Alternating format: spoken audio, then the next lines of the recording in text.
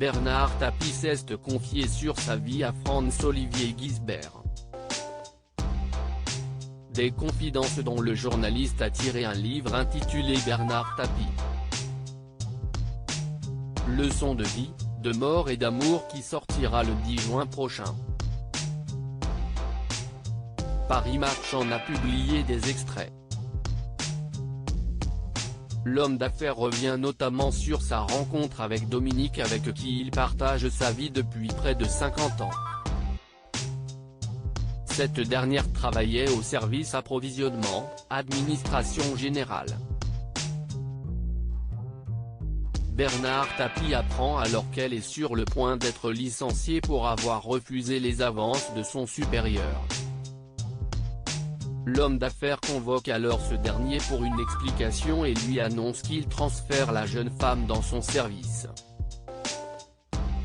Bernard Tapie a assuré à Franz-Olivier Gisbert qu'il ne s'était rien passé entre eux les premiers mois même s'il reconnaît avoir eu un petit béguin pour Dominique. Un béguin qui ne semble absolument pas réciproque. Venant d'une famille modeste et rangée du 17e arrondissement, Dominique n'est pas du tout séduite par ce Rodomont qui vient au travail en Ferrari jaune et qui, quand il entre dans la cour de l'entreprise, fait ronfler son moteur comme s'il était sur un circuit de Formule 1.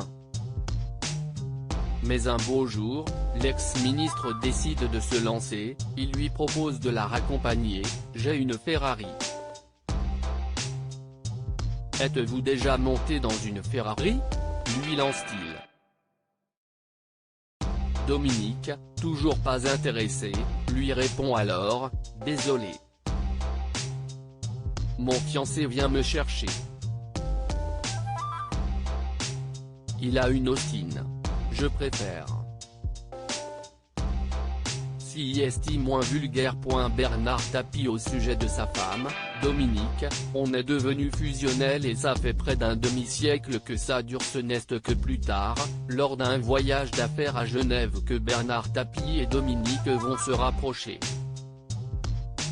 Ce jour-là, la jeune femme, habituellement engoncée dans ses chignons et ses jupes longues, s'était détaché les cheveux.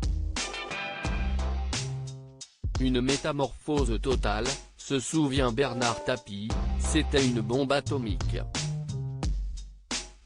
Lors d'une soirée, l'ex-patron de l'Olympique de Marseille l'invite dans sa suite et lui fait le coup du piano.